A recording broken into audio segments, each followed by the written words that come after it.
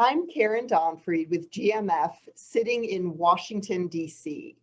A warm welcome to all of you joining us from both sides of the Atlantic.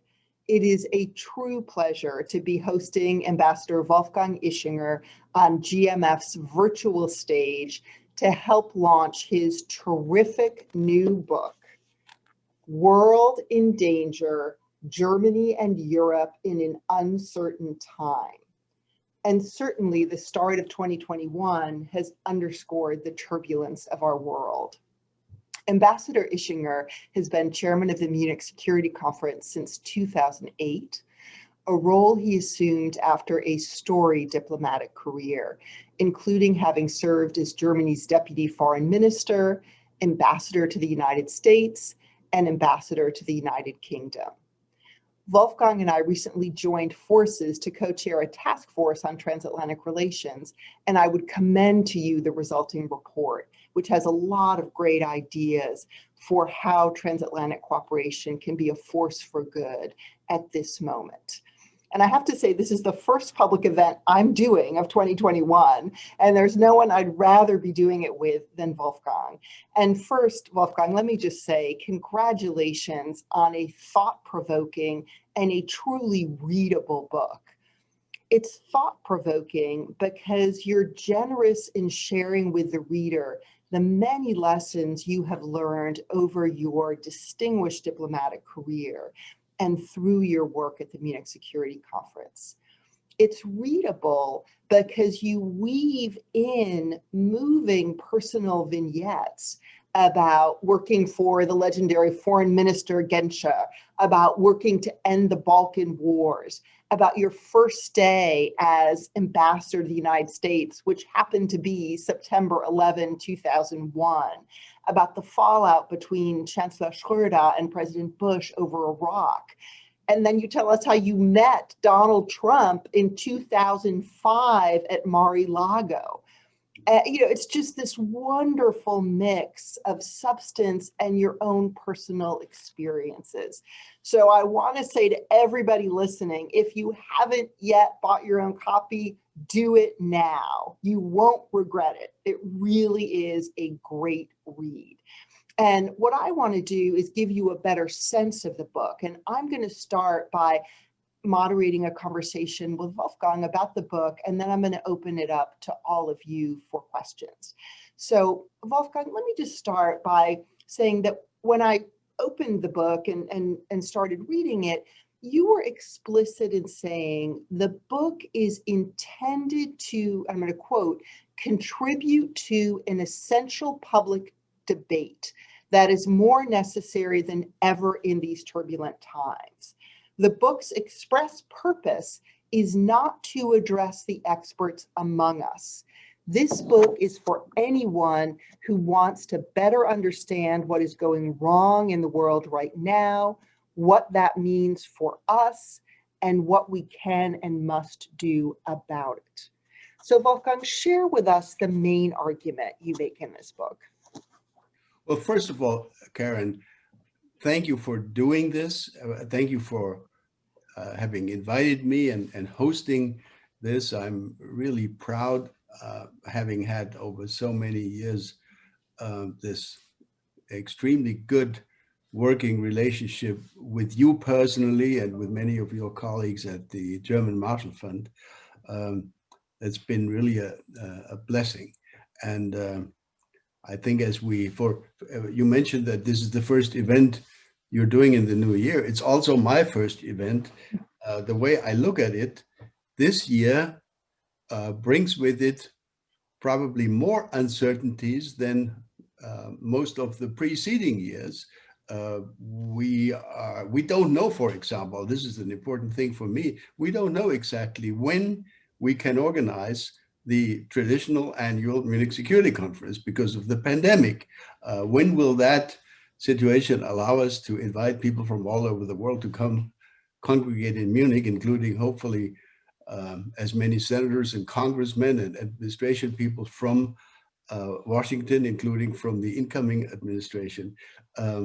Big question mark. What about the future leadership of Germany? We're going to have elections this coming fall, and Angela Merkel has decided not to run again. And then, of course, everybody's excited about what's going to happen in Washington. Hopefully, only good things are going to happen after the rather horrible pictures we had to watch less than a week ago. Now, about the book, you know, my initial reaction when a publisher approached me and said, "Why don't you write a book?" I said, almost all the books that I've read written by former retired diplomats, ambassadors, etc., are absolutely not worth reading, because they are mostly books about, you know, I and the world, how I ran the world. You know, they usually overstate their own role and present a rather non-exciting kind of scenario. So I said, I'm not going to do that. I don't want to make myself a laughing stock of my many expert friends in America and Europe and elsewhere. And then the publisher said, no. We don't want you to write a book for your expert community. We want you to write a book which an interested housewife in Germany who wonders about the European Union or the United States, that housewife, a book that housewife would not put down after the first 8 pages because she doesn't understand the acronyms and it's too much polit speak, as we say in German. So write a book that people will actually be capable and willing to read to the last page, and include some anecdotes. And that was the point when I said, that's actually interesting, because I've had, as you said, I've had a long career. I've had wonderful things that happened to me, stories that I can tell. Of course, I can't tell all the stories because as diplomats, we're bound by a certain obligation to preserve confidentiality, etc. But for example, the story you mentioned, how I had the opportunity to meet a rich real estate magnate by the name of Donald Trump in 2005, being invited by him to the opening ballroom event in Mar-a-Lago, with me as the German ambassador, having not the faintest idea that this particular person, with whom I had a nice conversation later that evening about his German roots and the hometown of his grandfather, etc., etc. I totally missed the boat. I missed the opportunity. It did not occur to me that I should try to establish a political relationship. So these types of anecdotes that happen in a diplomatic life were easy to include in the book. And I'm really extremely proud that arrangements could be made with the help actually of the Brookings Institution and their publishing arm to get it translated into English and to present it to a much larger audience than of course, the original German version. And finally, my idea, Karen, my hope is that for the German audience, this book, for the German housewife, so to speak, or the politically interested bourgeois audience, this book will help explain that foreign policy is not always a relatively simple decision between black and white, between good and evil, that most of the time we're forced to decide between shades of gray and try to identify the least bad decision among a number of not so great decisions. So trying to bring home to people that foreign policy is actually difficult, especially if your international environment is as volatile as ours has become. And quite frankly, if I had to rewrite the book now, I would have probably been a little more courageous than I was 2 years ago when we decided on the title. At the time, people said, Welt in Gefahr, world in danger. Isn't that a little over the top. I mean, our world is not in bad shape at all. That's what people said to me. Now, in retrospect, I think if I had to do it again, I would probably say world in great danger, because so many things have become uncertain. And this is why I hope that the book will find readers in America who will be able, through this book, to appreciate the difficulties which we still have in Europe with developing this 70-year-old project of European integration, which we could not have developed to the point where we are today if there had not been, throughout the period, from Eisenhower to Barack Obama, continuing full support from the United States of America for this project of outlawing and ruling out conflict and war in Europe, initially in Western Europe, and now in a larger community of today 27 nations. So I hope that the need for a continued close transatlantic relationship, which has suffered so much in the last 4 years now, we've lost trust, we've lost arrangements, we've lost agreements.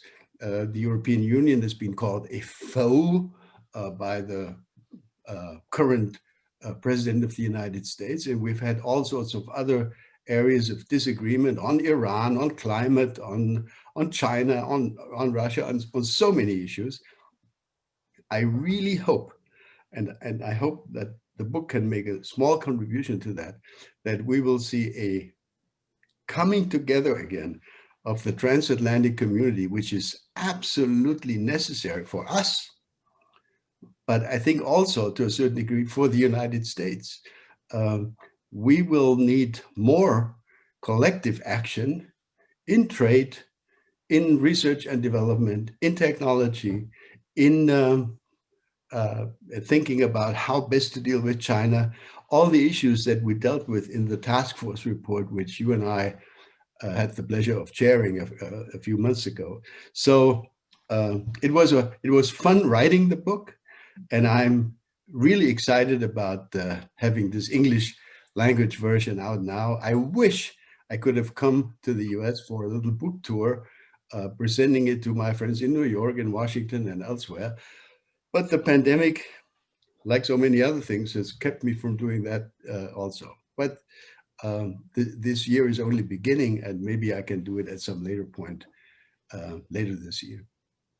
Well, we would always welcome you with open arms. And Wolfgang, that was a terrific overview of the book. And I want to pick up on the point you made about the United States. And let me just say to everyone listening, don't hesitate to start putting your questions using the Q&A function. I know some people are already doing that, and I just want to encourage you.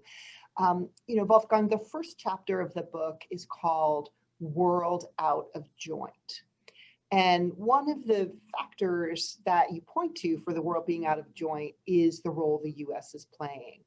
And you look at what's happening in the US internally, and when you're talking about the current US president, and I'm going to quote from the book, you write, "Nobody could have known that the new American president of all people would be the one to challenge the whole established order. Free trade, as well as the Western canon of values and the principle of collective security anchored in Article 5 of the NATO Treaty."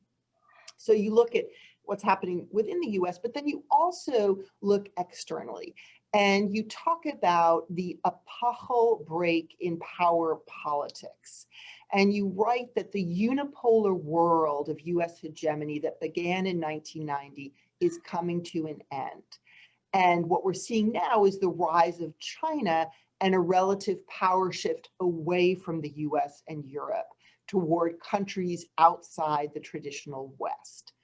So in a sense, you point to what could be argued as a cyclical factor, a particular US president, but also a structural factor, which is this global power shift. I'd like to ask you how you see the interaction of this for the role of the US going forward, because now we're having another cyclical shift in the US with the inauguration of President-elect Biden next week. Help us understand how you see this moving forward.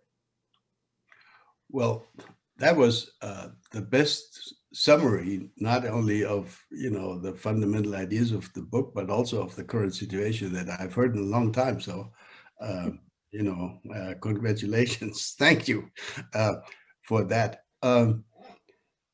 I think one of the fundamental points which I try to explain in the book is that we have simultaneously, at this period in history, a number of growing uncertainties, which few of us saw coming. Let me just offer a couple of examples, beginning with the United States, and that's my response to your question. For 70 years, people of my generation in Europe, from the United Kingdom to Greece or to Estonia and Portugal, believed that if there is going to be a peaceful future for Europe, it will require a leading role and a presence in Europe of the United States. And we believed that that presence of the United States was a given. The Americans are here. There's even a lot of American military here in Europe, and we have NATO, and that surely will be there forever. Now, that certainty is gone because your current president has sowed the seeds of doubt. And it will be a major task for our future leaders on the European side and the incoming, the Biden administration, to restore the fundamental belief that there is a permanent, a long-term commitment by the United States to Europe and to the idea of European integration and to the transatlantic security and defense community, meaning NATO. So that's the first huge uncertainty that did not exist 3, 5, 7 years ago. Second uncertainty is that, again, my entire generation has believed for decades that the idea for the European Union was, quote unquote, ever closer union. That's the wording of the treaty, the original treaty, ever closer union. Well, ever closer union is now out the window. We've just said goodbye to a very, very important member of the European Union. We have an issue now with holding the EU together and doing a lot of repair work now that the United Kingdom has decided to leave. Huge uncertainty created by the Brexit phenomenon. And just to conclude, a third idea, which I think we shared across the Atlantic, was that over time, China and probably also Russia would turn out to be willing to join and become, quote unquote, responsible stakeholders of our international system, the one the United States built with her allies after World War II. Turns out the Chinese have apparently other ideas. I'm sure they want some kind of international system, but maybe not necessarily exactly the one that we are committed to. Again, a huge uncertainty about the future role and relationship of China, and that the relationship we're going to have with China. I think this is going to be one of them, and we discussed it in our transatlantic task force, one of the biggest common challenges for the transatlantic community. Can we figure out a joint approach to China, which will not allow China to divide us across the Atlantic between a more aggressive, maybe a more aggressive American approach to China and a more cooperative looking, more business oriented approach by Europe? I think we need the closest possible arrangement to coordinate China policy across the Atlantic. So huge task ahead. So you mentioned 3 really important elements. I mean, the role of the US, future of Europe, and then the relationship with China. And I want to dig down a little bit more on the role of the US before moving on to those other topics. because you also devote a chapter in the book to the United States, and you call it America First. And the way you open that chapter is you quote from Chancellor Merkel in May 2017, when she's in the beer hall in Munich, and she says, "The times when we could completely rely on others are to an extent over, and therefore I can only say that we Europeans must really take our fate into our own hands." And in that chapter, Wolfgang, while you say this is a turning point in transatlantic relations, you argue that Germany and Europe need to strengthen their ability to act rather than, quote, simply write off the United States as a partner. So I'd love you to spell out your thinking more on that. And also, how much changes in Germany after Merkel is no longer chancellor? Well, Karen, if I may, let me address the last part of your question first. I think there is almost unanimity among the political class or the political classes in Germany that we need to accept a somewhat greater degree of responsibility for the European project, but also as the largest economy on the European side of the Atlantic, also in terms of the defense burden, speaking of the famous 2% goal and related issues in security and defense. So the idea of what exactly will Germany need to do in order to be able to help the European Union become a more respected player in world affairs. And here is the important point. We've had in recent months, as you know very well, we've had long discussions about what some people call strategic autonomy of Europe, etc. And I just want to insist that if you define strategic autonomy as the ability of European countries, of those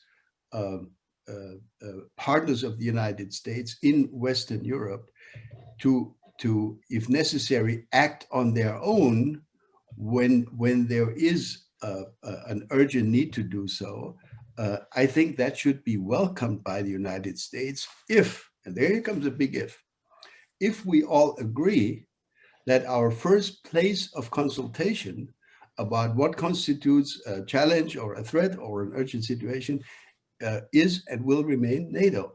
We should always go to NATO first and figure out, is this particular situation a situation that would require or invite NATO to react? That means, would the United States be willing to engage? And if that is not the case, then surely 450 million Europeans will need to be more capable than we are currently capable to handle emergencies in the Mediterranean, on the southern flank of NATO, or in Central and Eastern Europe. As we speak, we are not capable because we have not invested enough in infrastructure and in terms of military procurement.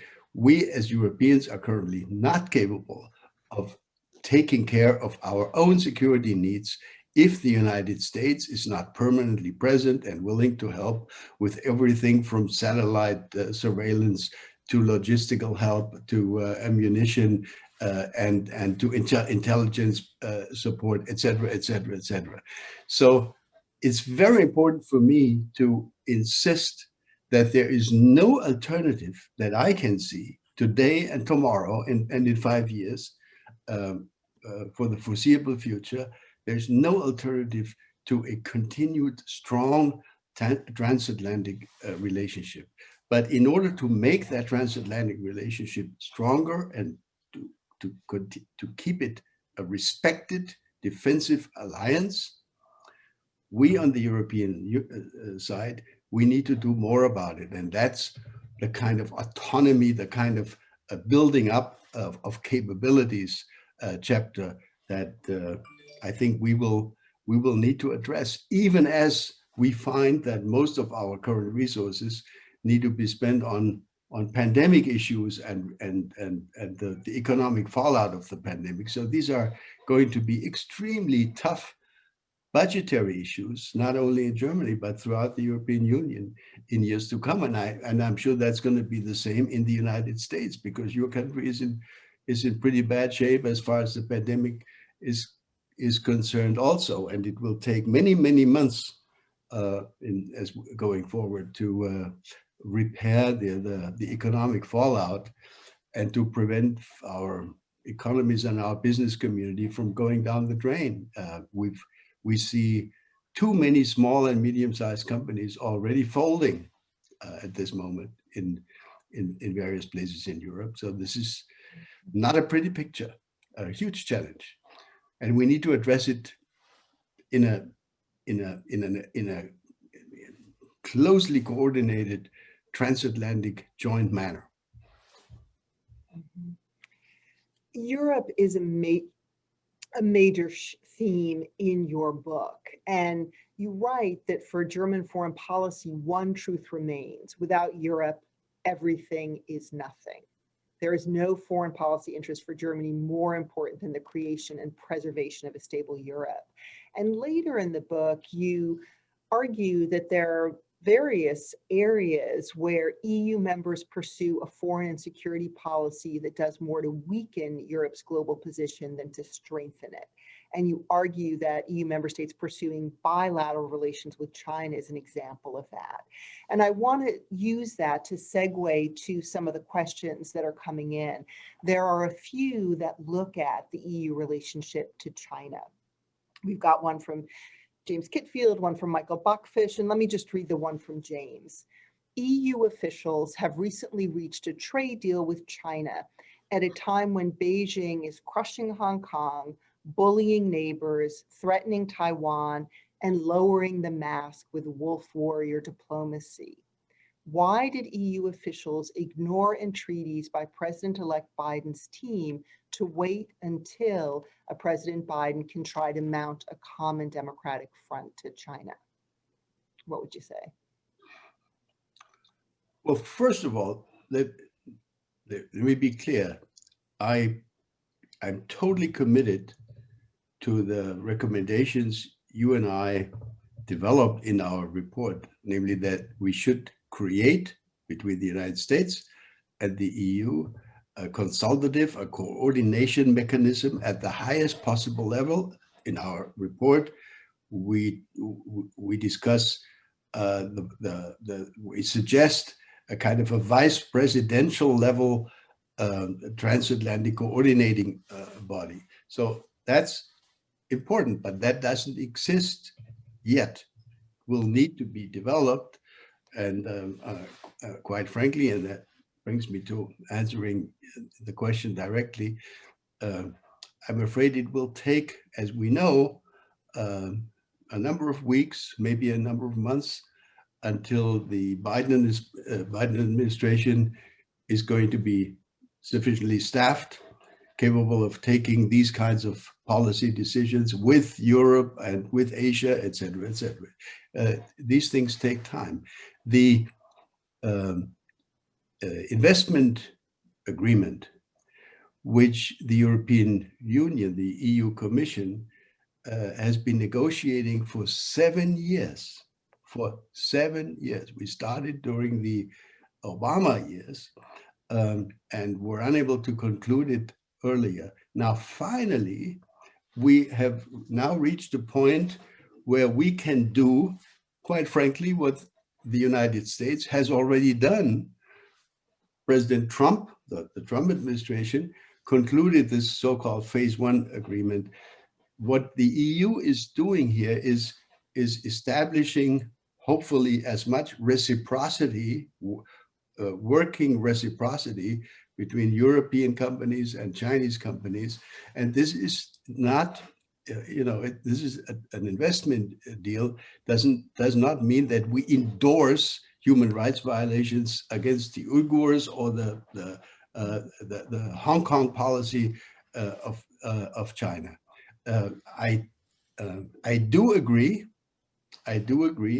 that it is a little unfortunate that the conclusion of these negotiations comes right at the moment of the transition period here in the United States. It would have been so much more comfortable. I would have felt much more comfortable if we had the chance of concluded a year ago, or maybe only next year.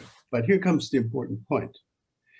No one among the audience listening to this should believe that this EU-China deal is now done and, and locked away and signed. It needs to be officially and formally concluded, and then it needs to be ratified.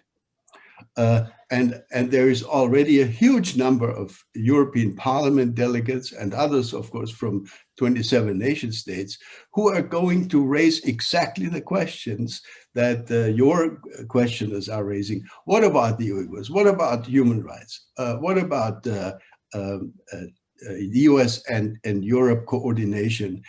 Can we not figure out a way to do this more together? So these questions are being asked as we speak. They will be asked during the ratification process. And I am far from certain that this agreement will easily be ratified. Remember, Karen, what happened to our wonderful TTIP draft agreement a couple of years ago?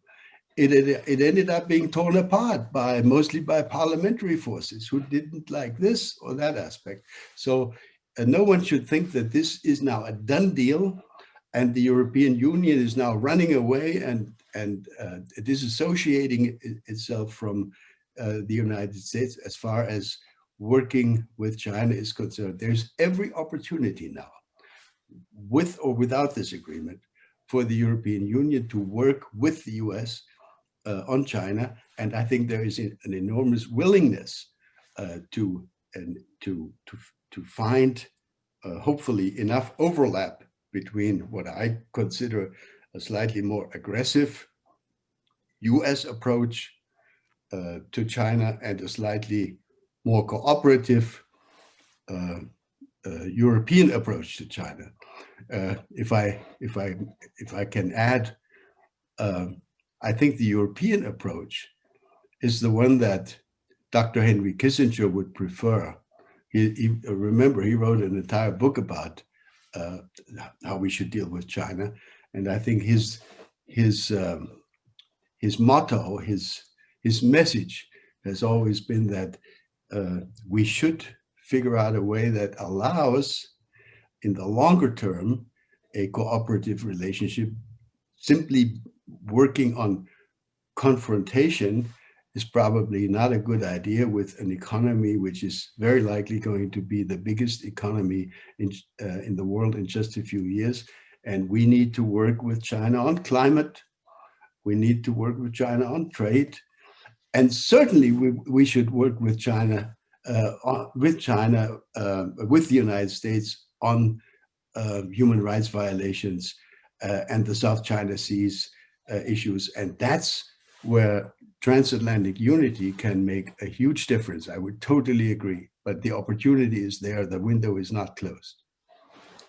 Wolfgang, you mentioned TTIP, and certainly in the Obama administration, there'd been this idea of a united front on trade, whether through the Trans-Pacific Partnership or through TTIP. And Natalie Schnelle is asking us, do you see any chance that TTIP will be taken up again under a Biden administration and with the current political constellations in Europe? What are your thoughts on that? Well, if you ask me, I was in favor of TTIP when that project was first started, and I was extremely frustrated when it failed to be concluded and put into force. I would be extremely happy if we could revive this project, but but let's be realistic. There will be on both sides of the Atlantic the same arguments that we had during the Obama years presented by trade unions and by human rights people and by people who don't like chlorinated chicken from the United States in Europe, and all of these fancy issues that we had to work our way through. I hope, that is my personal view, I hope that there will be enough willingness now that we see where China is going and how volatile the global situation has become. I hope there will be enough willpower on both sides of the Atlantic to figure out that if the European Union and the United States can move together on standards, on technology, on trade, on investment, we are going to represent roughly half of global investment, global trade, et cetera, et cetera. And that transatlantic community could then not be ignored by anyone, certainly not by China or any other single entity. And I think that's where, if you ask me, that's where we should try to move strategically into a position of unassailability in terms of coordinated transatlantic views on these important strategic challenges, whether it's artificial intelligence, whether it's cyber, whether it's classic trade and investment, or whether it is human rights and strategic defense and military interests. Wolfgang, there are several of our listeners who are interested in Russia. And of course, you have a chapter in the book on Russia. And let me just, I'll share the question from Bill Drozdiak, who is asking, what approach do you favor by the US and Europe toward Russia? Is it smarter to engage Putin and try to find ways to cooperate? Or does the West need to step up pressure through more sanctions and diplomatic isolation? And then just to add on to that, another listener, Brian Campbell, would like you to speak specifically to Nord Stream 2 and what the right way forward there is. Back to you. Well, I remember in January or early February 2009, right after the inauguration of President Obama and Vice President Biden came to the Munich Security Conference and symbolically pushed what we then called the reset button to set in motion a process of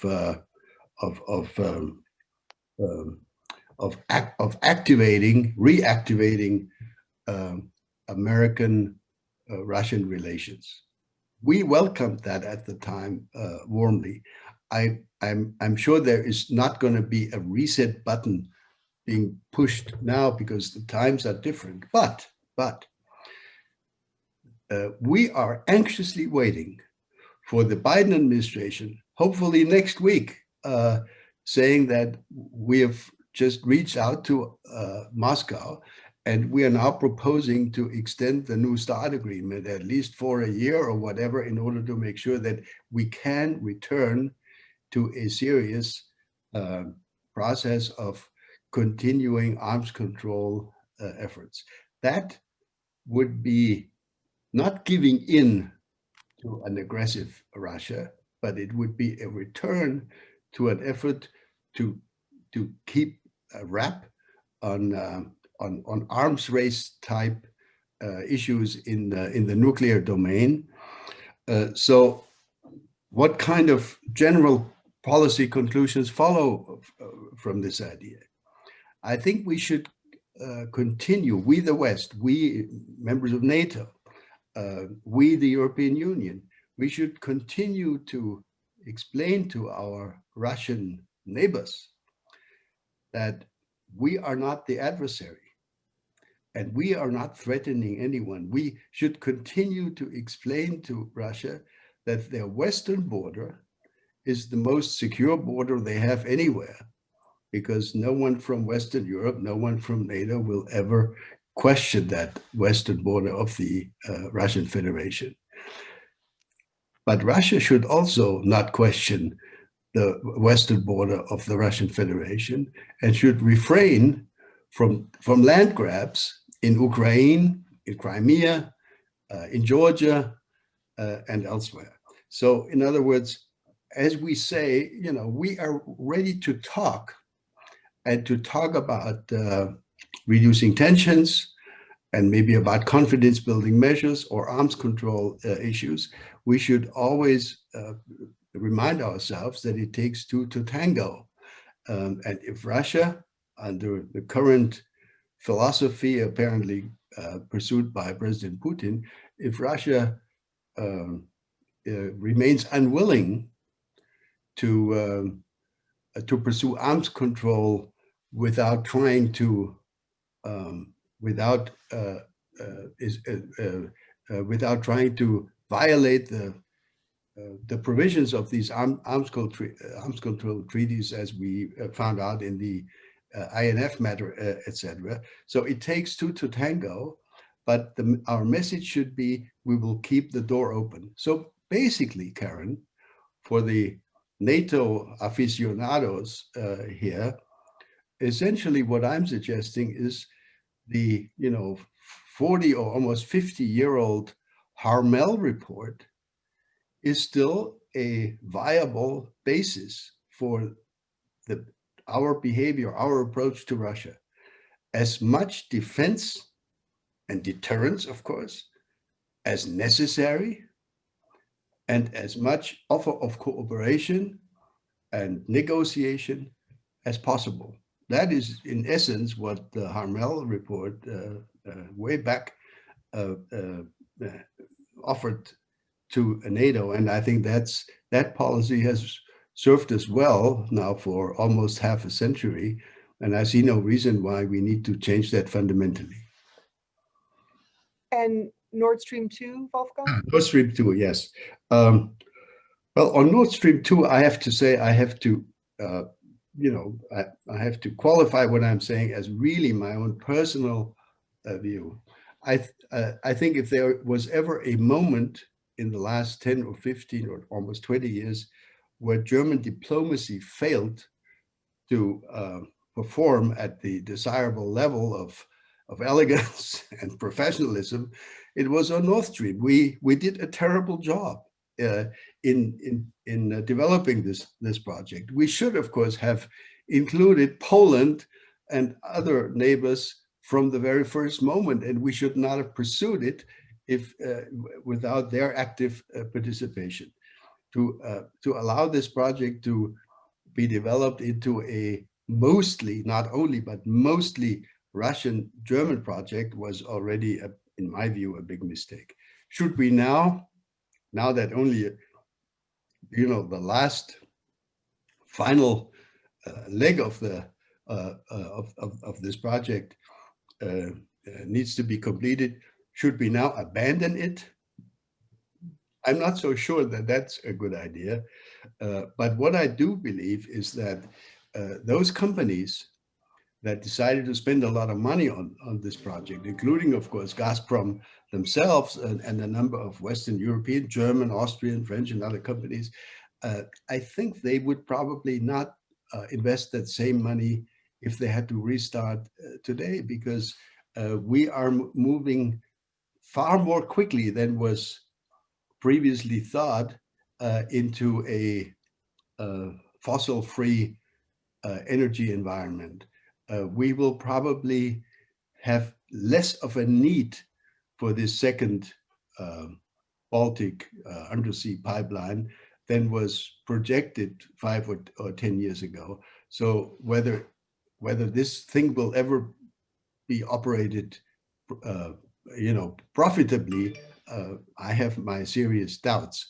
But I don't think that throwing sanctions at the companies that built the pipeline is not such a great idea, because at the end of the day, whether the pipeline exists or not, it will not fundamentally change the existing degrees of dependence by Germany, Poland, other eastern neighbors of Germany, our dependence on Russian gas and oil. The one, of course, most difficult point about the Nord Stream pipeline, of course, is the Ukrainian aspect. And that is, again, where I tend to disagree with my own government. I think if this agreement allows Russia to put additional pressure on Ukraine because it deprives Ukraine of a lot of potentially of a lot of income, if Ukraine can be excluded as a transit country, I think that is a bad idea. It is our fundamental interest to help build Ukraine into a viable economy and into a showcase that turning to the West will actually result in more prosperity. So we have managed to the German government managed to conclude an agreement with Gazprom that would not exclude Ukraine from the transit process for the next 2 or 3 years, but it's not clear to me what will happen after that. So in conclusion, I would say I wish we didn't have to quarrel about this project. I wish we had started in a more European manner when it was started. But here is what has happened. So I think it should be allowed to be concluded, and the companies associated with this project will have to bear the cost of it, and we'll see whether it will be profitable. I have my serious doubts. And Wolfgang, when we think about Europe's role on China or Russia and your argument for the European Union playing a larger role on foreign policy, we used to think about France and the UK as the most capable actors because of their military prowess, their willingness to use force, having the whole gamut of capabilities at their disposal. UK has now left the EU. You make the case that the essential duo is France and Germany. And we have a question from Ona Samfir who says, who alongside Germany is going to spearhead the transatlantic relationship in Europe?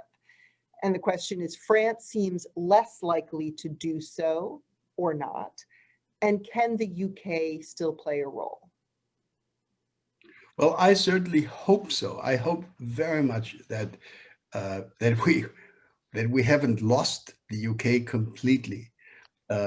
Personally, I've been advocating, but I'm not sure how many supporters I have at this moment. I've been advocating for in favor of the European Union offering a very special kind of relationship in foreign policy and strategic questions to the UK. The argument being a very simple one. The United Kingdom is, as of the 1st of January of this year, the only country in the world that can claim that it was, for a considerable period of time, a member of the European Union. That is why thinking about our future relationship with the UK as maybe similar to that with Canada or with Switzerland or with Norway is, of course, in my view, totally foolish. Neither Canada nor Switzerland nor Norway were ever members of the European Union. And that is why I think the UK deserves, if they wanted, deserves a special access to our policy-making apparatus in Brussels. And I think that's in our interest. Let's imagine we discuss in Brussels what to do about the South China Seas. Do we really want to conduct this conversation in the absence of our British friends? We know that they have by far the greatest experience in the region. Maybe France has significant experience also, but that's about it. So of course, it's in our own interest to try to shape the relationship between the United Kingdom and the European Union into a new type of extremely close coordination, with the only difference being that when decisions are made in Brussels by the bodies, by the European Council or by the Council of Ministers, of course, the United Kingdom could not be allowed to vote as a non-member. But I think we should invite them to participate in our discussions. I think they would enrich it and would make it more meaningful. But we're not there yet. It will take a lot of time to convince everybody that this is a good idea. Wolfgang, there are a lot of questions around technology issues that have come in. And I know your book doesn't speak in great detail about the technology challenge. So let me give you the opportunity to do that here. And there are just too many of them to pick one out. But the themes that they touch on are things like, Germany has given a conditional green light to Huawei.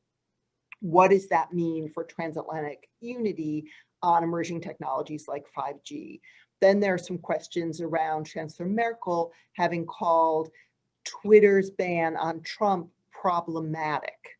And where do you come down on that, a private company versus government regulating a tech platform? Can you just speak to some of those headline issues on tech and how you think about them?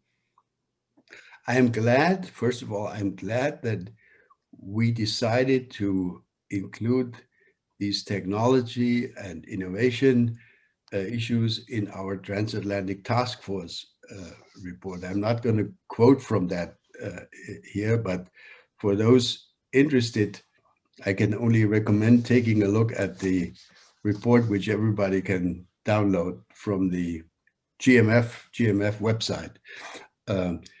Now, let me start with the second part of the question, with the very recent discussion about Twitter and banning President Trump and how one should think about it. It's very interesting to me, quite frankly, what kind of a huge debate has erupted about this, not only in your country, but here at home in Germany. Most people, that when I follow the Twitter process here in Germany, most people, of course, would say, yeah, he deserves it. He incited a riot, so he should be thrown out of it. But I think there is a more fundamental question here, and that is the question that Chancellor Merkel addressed, and I totally agree with her. She raised the question, is it really, given the fact that Twitter and a couple of other data companies, Twitter is not the same thing as Safeway or your gas station, because Twitter has a huge political role to play. And that is why some of us, and I would certainly include myself, and Chancellor Merkel said as much, I would argue that it would be highly desirable to have some political guidelines, some political goalposts, if you wish, that would be democratically, created legitimately through parliamentary processes or so, that would not give totally free rein to private companies that have such a political role to make these decisions on their own. I would agree that Twitter, in this particular case, Zuckerberg took the right decision. But am I assured that Mr. Zuckerberg or his successor will always take the right decision? Would they not be helped if we had some body that would create the fundamental criteria for, not for, excluding Mr. Meyer from inciting hatred as one of, I don't know how many millions or billions of participants, but when it comes to the Trump case of excluding or including important political leaders. Imagine we had in Europe or in the United States a Twitter type institution that would be politicized to a degree that they would only allow one side of the aisle to participate in their activities and exclude the other side. Would that be desirable? Probably not. So I share the view of Chancellor Merkel that we should try to figure out a way to have some degree of political guidelines for these decisions when they need to be made by the companies. Now on Huawei, yes, we have had and we continue to have in Germany and in other European countries, painful decision-making process about how far to go, how serious to take security concerns with respect to Huawei and a couple of other companies. I think this, again here, I have my own view. I think we should have started a discussion at the EU level, or actually also at the NATO level, because this is a security question. And it makes no sense at all for me, quite frankly. Imagine if we allowed Huawei to distribute their hardware in Germany, and then the hardware is not allowed in Austria or in the Netherlands or so. What kind of a mess would that be, and how secure or how insecure would our international overall networks be if we don't follow the same rules? So my first point is, unfortunately, we have so far not figured out a way to come up with one clear set of guidelines for the entire European Union. That would be desirable. Second, I think we should have the closest possible coordination, again, through NATO in the transatlantic community. Now, the third point is, quite frankly, Chancellor Merkel, any German government, needs to listen to their own business community. And it is a fact that not only our automobile industry, but our entire machine producing industry has reached, whether one likes this or not, a level of interdependence or dependency, if you wish, from the Chinese market that makes it very difficult for the German government to say, we don't care about your export opportunity. We don't care if you lose 50,000 jobs. We're going to close down Huawei, and we take the risk of having reprisals from the Chinese side. So this stuff needs to be carefully weighed.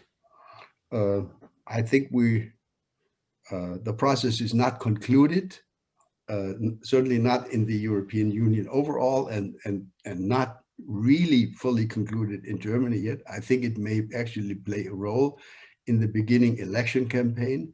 Should we be more strict and outlaw Huawei access completely, categorically, or should we have criteria that the government defines regarding the reliability and the acceptability of certain foreign technologies, including Chinese technologies?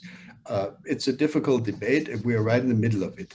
Here again, I think the desirable solution would be a far more closely coordinated transatlantic process that ends up with a transatlantic position that would make us look stronger, not weaker.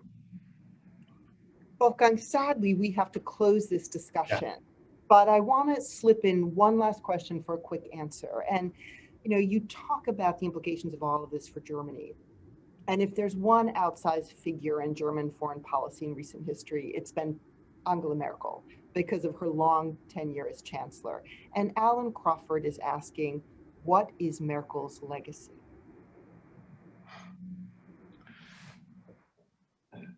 I think, let me put it bluntly, I know we're running out of time. I think Chancellor Merkel's legacy is going to be the exact opposite of President Trump's legacy. Her legacy is going to be one of decency, modesty, honesty, truthfulness, listening to science, especially now in the pandemic situation.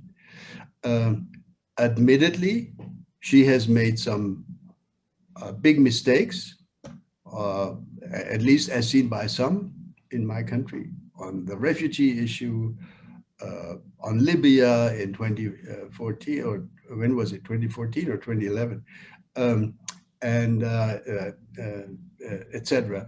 But she has, I think she has defined the German style of government in a way that will be, these are big shoes that will be hard to fill for whoever is going to succeed her.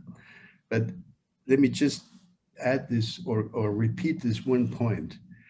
Anyone who looks at the future of Germany now should be aware that regardless of who will succeed her, not one of the people who are in line for winning the next election is going to be a disruptor. We are, in that sense, in a comfortable situation in Germany. I can say now with some confidence that German foreign policy in October or November of this year will not look fundamentally different from German foreign policy that you see today. We're going to have a lot of continuity. For Emmanuel Macron, our neighbor, the world looks totally different. And if I were a French advisor, I would worry a lot. And this is, of course, why we have to be patient with Emmanuel Macron. He has a huge challenge.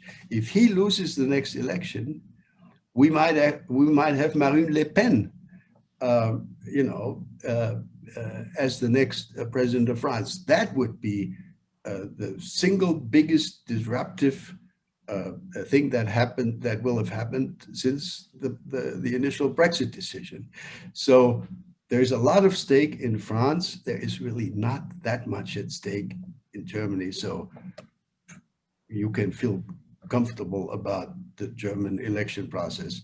Nothing terribly exciting will happen. The fringe parties on the left and on the right will play a little role, but not a big one.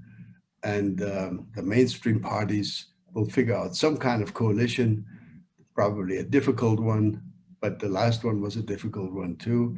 So more of the same, more or less. All right, we heard it here, stability in Germany. I would love to keep talking to you. I have to apologize to everyone whose questions I couldn't get in. I think we had close to 400 people and a large percentage of you had terrific questions.